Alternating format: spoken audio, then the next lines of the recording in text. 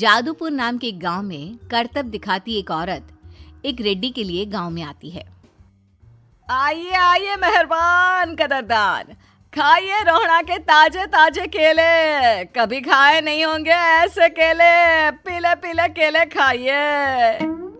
ये कहकर रोहड़ा हाथों में 4 केले लिए उन्हें सर्कल में जोर जोर से हवा में उछालती हुई करतब दिखाती है, जिसे देखकर आसपास के सारे बच्चे अपने अपने मम्मी पापा से उस औरत के पास जाने की जिद करने लग जाते हैं। पापा, ऐसा तो सर्कस में बॉल से होता है ना, ये आंटी तो केले से कर रही है। चलिए ना पापा, देखते हैं। रोहड़ा एक पतली सी तार पर चलती हुई केलों से करतब दिखाती है। आते जाते सभी लोग बाहर रुककर उसके करतब देखते हैं और वाह वाही करते नहीं थकते। जैसे ही एक आदमी पास आकर उसे पैसे देने लग जाता है, तब वो कहती है, अरे नहीं नहीं साहब, मैं करतब तो बच्चों के मन को बहलाने के लिए करती हूँ। धंधा तो मेरा केले का है। पीछे देखो मेरी रिड्डी, जो भी मेरे केले खाएगा मेरी तरह चुस्त दुरुस्त और तंदुरुस्त हो जाएगा। पता चलता है क्या कि मेरी उम्र 55 की है। अरे पर ऐसे ठंड के मौसम में कोई केला क्यों खाएगा? ये ऐसे वैसे केले नहीं है साहब, ये शरीर में गर्मी देते हैं। ठंड को दूर भगाए जो भी रोहिणा के केले खाए। पापा, अगर मुझे केले नहीं मिले तो मैं घर नहीं जाऊंगी। तभी उसके पापा कहते हैं कि बेटा, केले ठंड में कभी गर्मी नहीं देते। ये सब कहने की बातें हैं, सामान बेचने का तरीका है इनका। पर पिंकी नहीं मानती।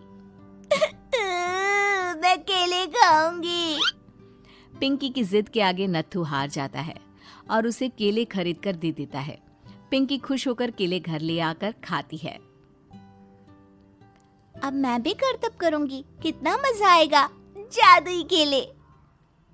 पिंकी पहला केला खत्म भी नहीं करती कि वो बेहोश हो जाती है।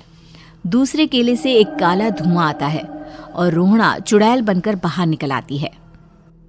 मेरे भूतिया केले बच्चे न खाए, ऐसा हो ही नहीं सकता। जादूपुर वालों, कब तक बचोगे? आ गई हूं मैं रोहड़ा, जिसका कोई नहीं कर सकता सामना। रोहड़ा पिंकी को गोद में उठाकर काले धुएं में कहीं गायब हो जाती है। शाम के वक्त नत्थू घर लौटता है और पिंकी को घर में ना पाकर उसकी माँ से कहता है, माँ पिंकी कहाँ है?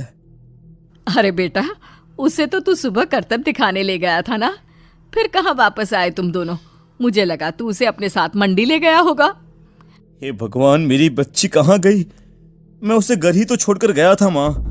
नत्थू गांव के घर कोने में अपनी बेटी को ढूंढता है, पर उसे वो कहीं नहीं मिलती। परेशान होकर आखिर रो रो कर नत्थू हिम्मत हार कर घर लौट आता है। अगली सुबह रोहड़ा फिर से करतब दिखाने आती है और इस बार पिंकी की तरह रोनी केले खरीद लेता है। 50 रुपए दिए थे पापा ने, सारे पैसों की मैंने केले खरीद लिए हैं। अब मैं भी आंटी की तरह ही करतबबाज बन जाऊंगा। यही सोचते हुए रोनी केले खाता है और पहला अकेला केला आधा खत्म भी नहीं करता कि चुड़ैल उसके सामने आ जाती है। मेरे साथ चलने का समय आ गया है रोनी। ये तो बस शुरुआत है। अब इस गांव के सारे बच्चे धीरे धीरे मेरे कब्जे में होंगे, एक बच्चा भी नहीं बचेगा। ये कहकर रोनी को गोद में लेकर काले धुएं में अदृश्य हो जाती है। इसके बाद हर रोज गांव में से कोई ना कोई बच्चा गायब होता, पर ऐसा क्यों हो रहा है किसी को भी समझ में नहीं आ पा रहा था। रोज की तरह अपनी बेटी पिंकी की तलाश में नत्थू गांव के एक तालाब के पास बैठा रो रहा था। कहाँ गई मेरी पिंकी? शकुंतला के जाने के बाद एक वही तो मेरा सहारा थी। अरे उसकी आत्मा कोस रही होगी मुझे कि मैं अपनी बच्ची को संभाल भी नहीं पाया। नत्थू ये कहता हुआ रो ही रहा था कि तभी तालाब में से उसे शकुंतला की आवाज सुनाई देती है। कहाँ थी तुम शकुंतला? हमारी बच्ची और सारे गायब हुए बच्चे रोहड़ा के कब्जे में हैं। वो बच्चों को जो केले देती है उससे बच्चे बेहोश हो जाते हैं और उसके कब्जे में आ जाते हैं और वो उन्हें ले जाकर काली दुनिया में ले जाती है। पर वो ऐसा क्यों कर रही है? ये मैं नहीं जानती, पर उस दुनिया का रास्ता मैं आपको बता सकती हूँ। जहां ये नदी खत्म होती है वहां एक केले का पेड़ है, उसके नीचे एक दरवाजा है, वहीं से रास्ता जाता है उस दुनिया का। ये कहकर शकुंतला की आत्मा गायब हो जाती है। गांव के सभी लोग झुंड बनाकर उसी रास्ते से काली दुनिया में चले जाते हैं और वहां देखते हैं कि सारे बच्चे वहां काम कर रहे थे। पापा मुझे ले चलो यहाँ से। पापा पापा। सभी बच्चे अपने मम्मी पापा से लिपट जाते हैं।